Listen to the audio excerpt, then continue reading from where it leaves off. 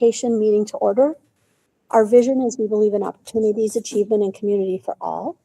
Our mission, the School District of Milton, in partnership with the community, prepares our students for achievement and lifetime readiness by providing opportunities for all. And starting this meeting, I'm going to start asking us to review our board norms before we start our meeting. And if I could get a volunteer tonight to just read one, you pick whatever one you want.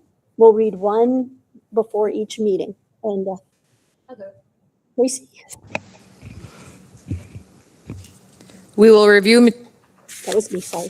We will review materials prior to the meeting and will fully participate in the discussion. If unable to attend a meeting, board members will notify the board president, superintendent, and the executive assistant.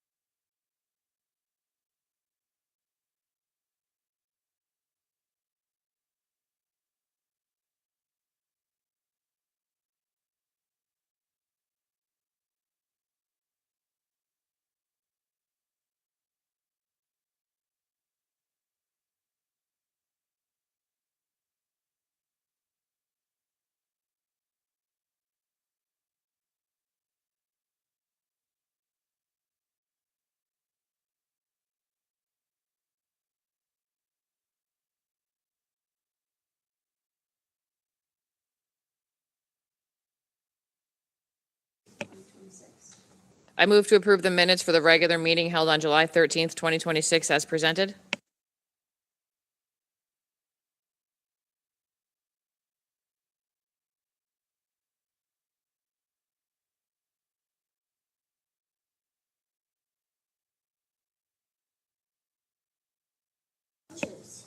I move to approve general checking account vouchers totaling $1,573,628.76 as presented.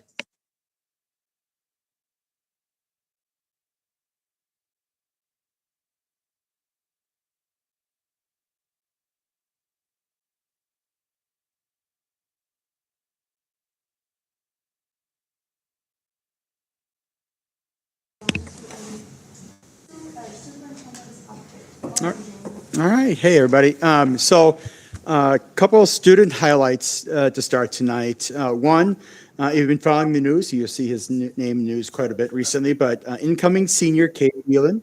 As you might remember, Cade was recognized as the high school player of the year in golf this past season for the 2026. Actually, it's an honor he also won as a sophomore.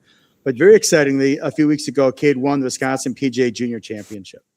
Which is an amazing feat. It qualified him for a couple of major tournaments this summer.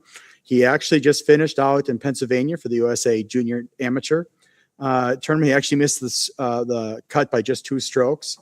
And he is currently preparing. He's down in Texas, going to be playing in the biggest one, the U.S. Junior PGA Championship. So very excited for Cade doing some amazing things. He's, I know right now he's committed to go to UW-Madison, but pretty exciting for Cade. We're looking for some big things from him this next year.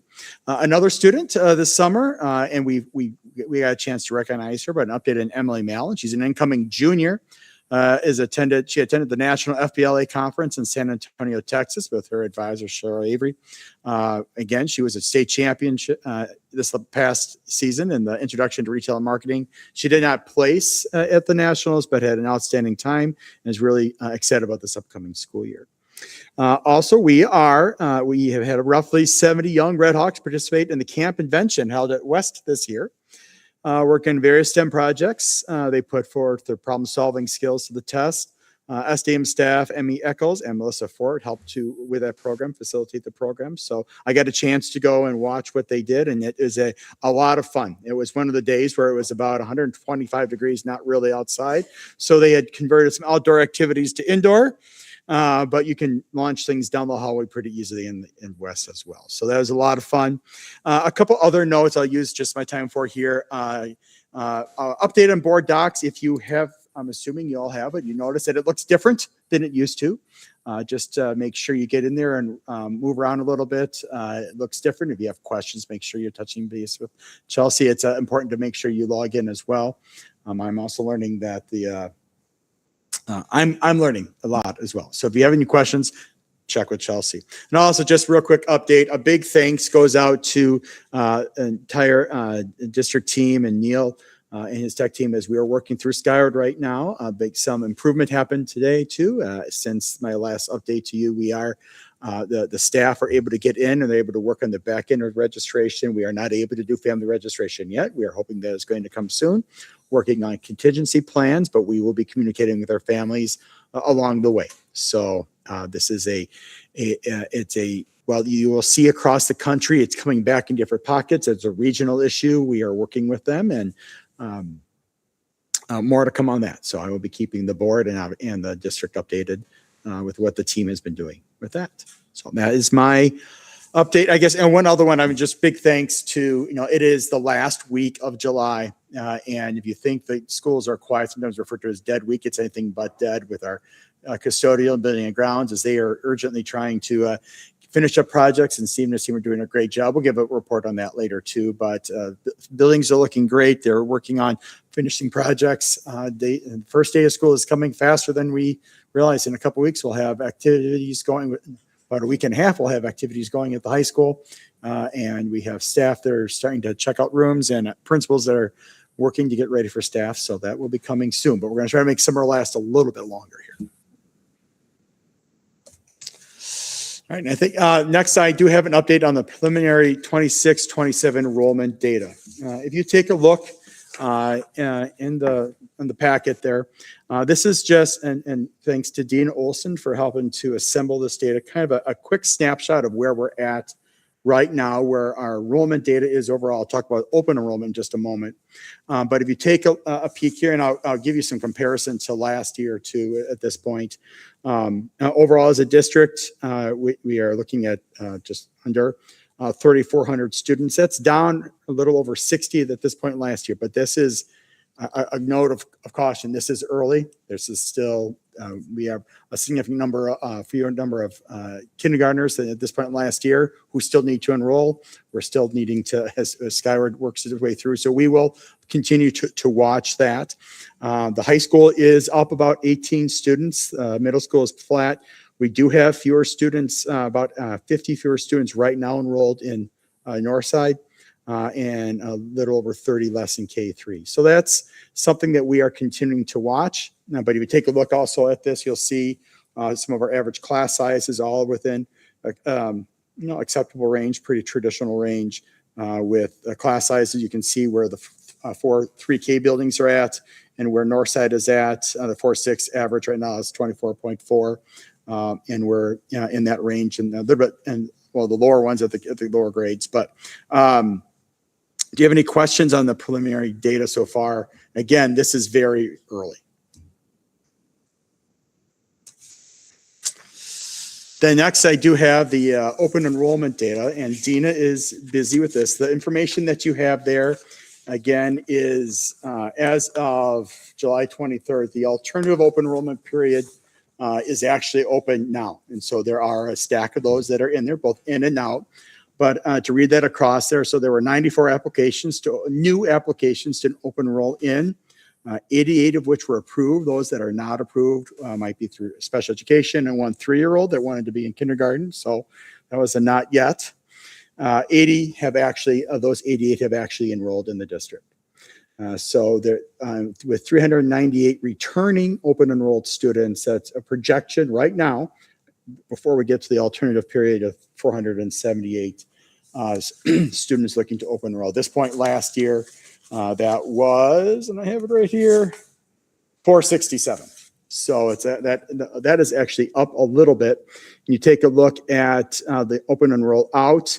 There are 65 applications of open enroll out. One note I will make: of the 65 that open enrolled out, only 5 have actually ever attended in Milton.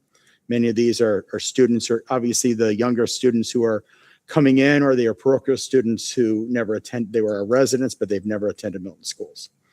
So 308 returning open enroll out. We don't know exactly where the enrollment is until third Friday count but that's where the data, and that's similar to what it was last year as well. Any questions at all on open enrollment? Again, this is just starting to take a look at it, but we will see where we're at third Friday. All right. Thank you. We'll move on to the Finance Committee report. So the Finance Committee met, and Ross is going to give us our update on 3 items. We have a budget update for as of July, and then some more information on the budget, and then just some informational items on upcoming road construction possibility projects. Good evening, everyone. Yes, I have 3 updates from Finance Committee to go over real quick. First of which is an update to June preliminary data. So last month, we approved the June preliminary budget. And on July 1st, we received our aid estimate. I'm happy to say that the aid estimate is almost exactly where I wanted it. In fact, it's slightly better. So the sheet I provided in board docs is one of our model forecasting sheets. And I've highlighted the number that we were waiting for some clarity on. We were about $35,000 higher than we originally anticipated. So I think I made a joke in the Finance Committee. I'll make it again here now, is I was off by 0.13%. I deeply apologize. So that's a good news. It gives us more ability to predict where we're going to be come annual meeting and come October 15th. Please keep in mind that aid estimates are never final until October 15th, but this gives me more confidence that where we're headed with our projections for the tax levy and for the fall budget are in line. So that's good news. Any initial questions on that report? Ross, quick question for you. Yeah. I see in this, the membership count is 3,379. The other Yes. report we just saw was a little bit higher. I mean, what? Yep. So we're talking apples and oranges for the most part. Jeremy went through the projected head count for the fall, which includes all students we have in our buildings at a given time. The numbers that I primarily concern myself with for state purposes is the audited membership or the third Friday count for the revenue limit. This is the membership count that's used for state aid purposes, and that only includes resident student counts. The big difference there and the difference of 2 between those 2 items on here, the only difference between what we had in June and now is an adjustment to our voucher students that are counted towards our district. There weren't internal changes otherwise. Yep. Okay. Seeing no other questions. Next item I had on the report is changes to the 25-26 adopted budget. I have a memo and a summary sheet of the projected changes that we had throughout the past year. This is a routine adjustment that we do for once the year is basically completed. And on here, I've outlined some of the funds and the impacted programming that we had for budget adjustments for the year. And I'll go through them real quickly. That's in the memo. In Fund 10, we had revenue and expenditure adjustments of approximately $267,000. On the revenue side, this was primarily due to changes in investment earnings for cash holdings, state adjustments to current year common school fund, which is something that happens every single year because after we approve the budget in the fall, we receive our updated census from the state and our final common school fund amount comes out in January after the year begins. So each year we adjust the library budgets, and any amount that we get throughout the year that is unspent must be held in reserve and fund balance for library use in the future. Other changes to the revenue side is any OPEB forfeitures from the prior year due to resigned staff and any changes to federal and grant programming throughout the year. On the expenditure side, most of this was ins and outs within existing authority, but a net increase of $267,000 due to, again, increases in the common school fund awards, anticipated salary savings, of which was used for maintenance projects such as the Northside Playground, which we discussed earlier this year, transportation costs, which will come up again in Fund 27, reduction in the operating transfer to 27, again related to transportation costs, and any changes to grant awards. I just want to note that the changes in Fund 10 on here are categorically identical to last year, though to a lesser degree. Last year, we had changes of about $430,000. In Fund 27, revenue and expenditure changes of about $97,000 include changes to federal grants, transportation costs, and operating transfers. What I mean by transportation operating costs is that of our entire transportation budget, we moved some of that from 27 back to 10 due to existing routes. So no other changes there. Fund 27 does not maintain a fund balance, so any change in the transfer is to identify where that fund would be balanced at the end of the year. In Fund 46, which is our long-term capital maintenance fund, we had revenue and expenditure adjustments, again, due to investment earnings on the revenue side, and capital expenditures due to projects that we identified in our long-term plan back in January, February, as well as the projects we've been discussing this year for healthcare sciences and the maintenance facility. In Fund 50, we had one adjustment that we needed to make after fall approval, which was a revision down to reduce estimated federal grant revenues and programs for non-capital expenditures in Fund 50. And then finally, in Fund 73, revenue and expenditure adjustments, again, due to interest earnings in that fund and post-employment contributions to existing retiree payments based on enrollment in those programs.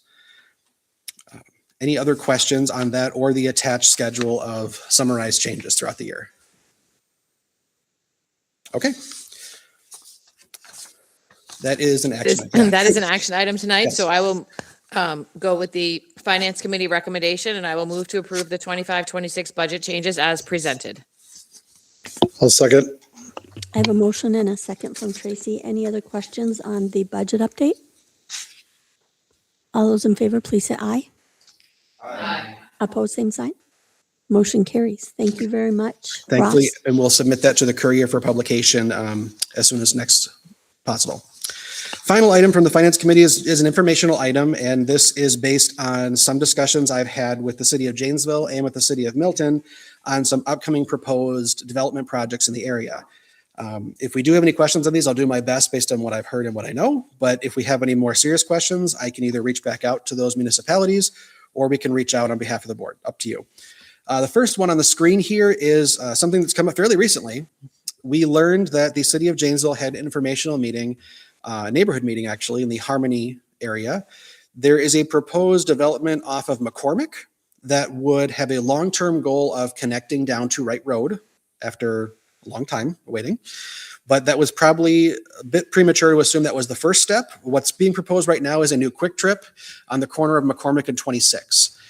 There was some identified concerns around the traffic in that area. I think some of us are already aware of some of the traffic challenges around McCormick and down to Rodemer. But if you look at the map attached here, the section on the map that's identified in blue, right northeast of McCormick, is where the target site of the quick trip is. My understanding is the city is already moving forward with preliminary approval of that development, but this map was provided in the conversations I had with the City of Janesville along with Jeremy to discuss the long-term goals. And this map represents kind of the wish list based on the development speed of the folks that would be developing new residential homes in that area. You can see briefly that off of 26 on McCormick, there is a roundabout that's being proposed that is currently now just a right bend down to Castlemore, I believe. The intention would be to maintain that roundabout at that intersection, but continue McCormick down and then ultimately curve down into a throughput down to Wright Road where it stops just north of Rodemer now. Ideally, I think the goal was to also extend Wright Road all the way north to 26 where it also ends further up the road. But I think that's still kind of in flux. So any questions on that or anything that I know, Tracy, you were somewhat involved with that conversation as well, but I wanted to make sure the board was aware of this potential development. Yeah, and just wanted to highlight, so the intent of bringing it today was there are bus routes along that road. Correct. And our students are already dealing with basically a thoroughfare from 26 to Rodemer. So it's just making sure that we know that their safety is top of mind when they're looking at the work that they're doing in that area. Correct. Okay. Moving on to actually, Tracy, we're going to jump right to the third one, I believe. That's still the Castlemore one. The next one is a City of Milton project. I went to City Hall 2 weeks ago, and there is a proposed High Street reconstruction for the summer of 2028 between Janesville Street and John Paul. So about 1.3 miles of High Street would need to be completely redeveloped. The initial plan that was proposed, this, again, they stress very strongly this is our preliminary amount. I believe I included the full letter in the board docs amount if you want to see kind of the city summary of this. But the map shows the full length of what's being proposed. Some of the highlights is they completely repaved the road from east to west.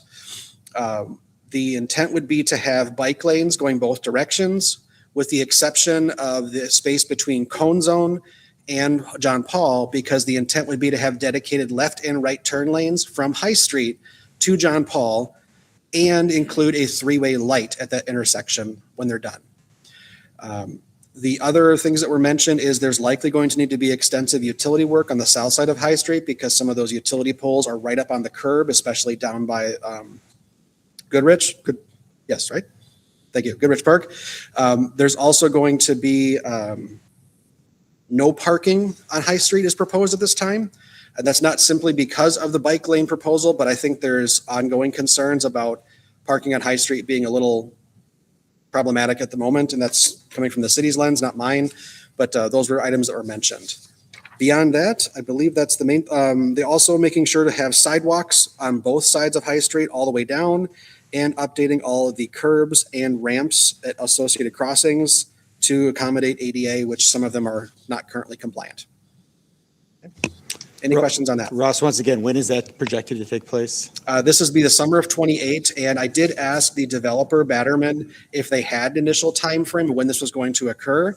They didn't want to tell me, but eventually we did come to that it's likely going to be April to September.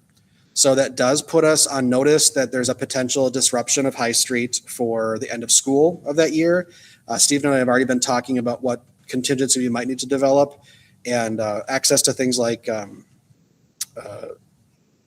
thank you. I don't know why I'm blanking on names tonight. Schilberg Park might be a challenge going forward. And also the west side lot of the high school might become difficult to access, but it will be a full closure. So it's very likely that we'll have to consider that going into the summer months as well.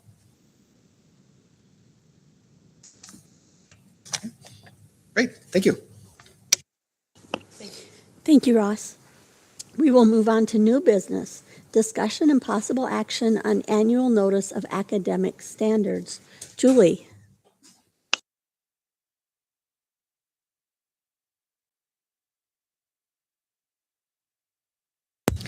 Good evening.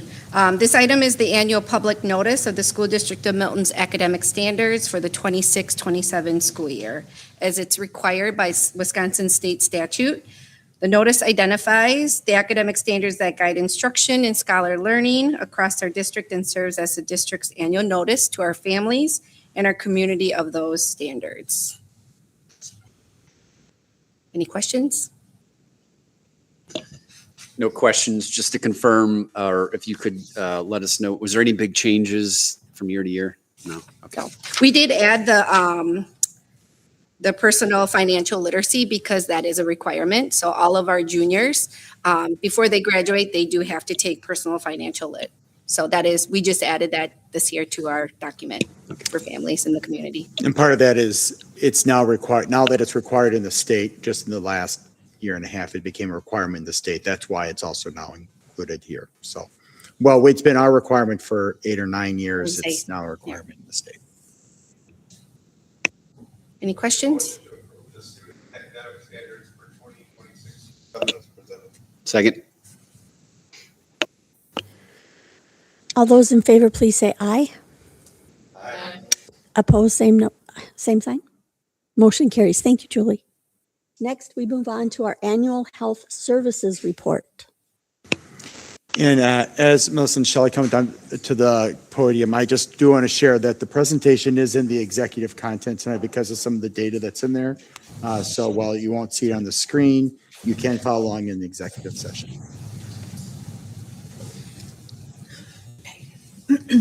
Hello, I'm Melissa. I'm Shelley. So we are going to go through just our report from this last school year. So the first slide, if you guys are all looking at it with us, is our first slide talking about our student presentations and education, which is like the most important thing to us that we love the most. So that's what we have at first. First thing is we did glow germ hand washing teaching. This year we included not only just our littles, our 4K kindergarten first, we also had Shelley go into the intro to healthcare classes this last year. So that's been really great. We taught this 41 times, which is a lot of hand washing, which is wonderful. The second one that we do is Heart Power, which I teach to the 3rd and 6th graders, some other hearts, caffeine and tobacco. That's my, all of that wonderfulness. It ties into the second one of Tar Wars as well, where we do our pig lung demonstration and they get to see that. So I taught 8 sections of that this year. Next one is just like all of the different medications that we train our staff on. There's nothing special about it, just different pictures of all of them on the next slide. Okay, yep. And I'll go over immunization audits for this school year. There were a couple new requirements for students this school year going into 7th grade and 12th grade. So our numbers are a little lower because of those new requirements required. Our compliance rate with the district is 98.8%. Students who meet minimum requirements are 90.2% for the 25-26 school year. Students with no vaccines were quantity of 3. 7 students had health waivers, 33 students had religious waivers, and 197 students had personal conviction waivers for immunizations this school year. The next, these slides are out of order. Anyways, that's weird. The next one talks about staff training and presentations. So I'm not going to go through all of these individually, but it just says, like, if you can see the table on the left has all of our staff that we trained in all of those different types of medications. So people that can give just oral medications, how many people can use an EpiPen if needed, glucagon, seizure meds, Narcan, inhalers, and then an injectable medication. So that's that left column. The right column is all of our staff that are trained in CPR and first aid, which is 33 people in our district, which is great. All of our people that are trained in diabetes treatment and management. So there's 13 staff members. Communicable disease is 19. And then it continues on with G-tubes and feedings and medications. We did 11 MERT drills, which is the Emergency Medical Response Team drills this year. And we had 51 actual emergency responses this year. So we do those trainings to respond to those 51 emergencies. So that number was actually high this year in comparison. I think a lot of that, though, is because we've done a better job of training our teams to make sure that we're calling for all of these things that we should be calling for. So I think we're just doing a better job of getting support to these emergencies when they happen instead of trying to manage this stuff more independently. So I think that's why, at least from my perspective, that's why that number is higher. Okay, the next slide, we go over student health concerns within the district. The total enrollment for the year, 3,429 students. We have listed here common health concerns with students and how many students fall into those categories. Some students will have multiple of these health concerns, but we list ADHD, asthma, diabetes, type 1. We don't have any type 2, seizure disorders, severe allergies, mental health. Those are all listed there and categorized of any students that we manage directly. And these are numbers that are reported to us. Likely those numbers are higher. We just have the numbers that are reported through Skyward, or that we work directly with parents to make health plans. The next slide is the health room visits and, again, the medical emergency response team calls. So you can see here where our numbers are. So elementary, the numbers in the brackets are last year, so you can see the comparison between the two. So we were actually health office visits up 2,000 at the elementary level, which is a lot. So a lot more kids coming into the health offices. But then our north side dipped a little.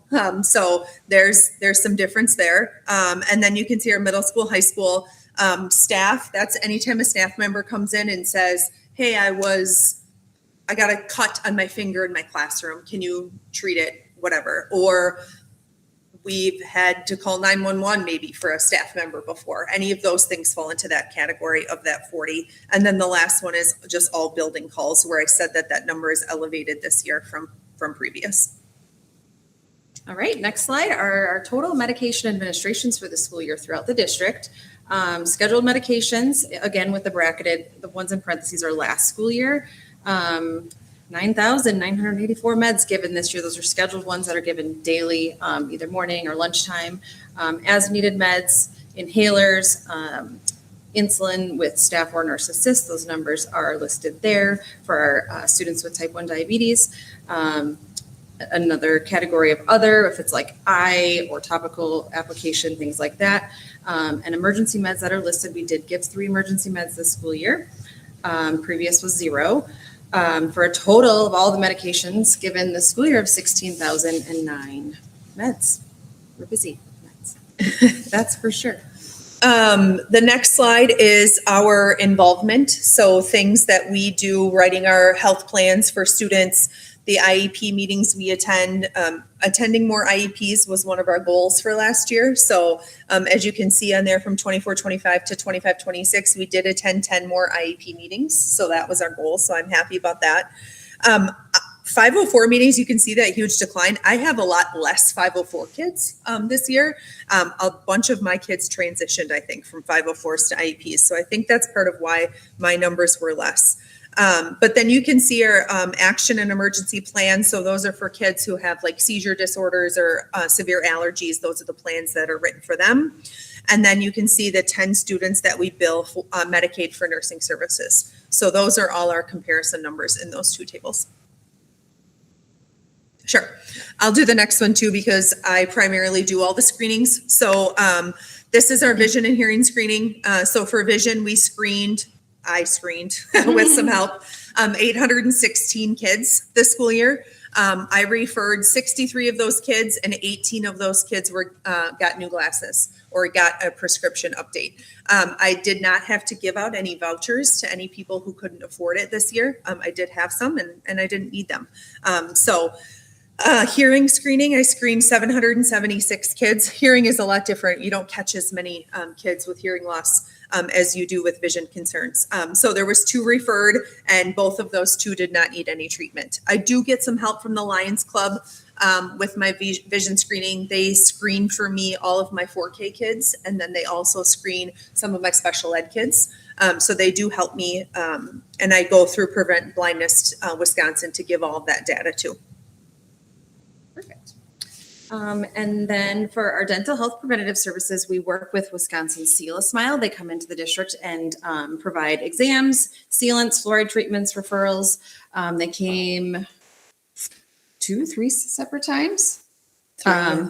And saw a total of 500 students this year. 500 students participated in the Seal a Smile program compared to the 391 that was last year.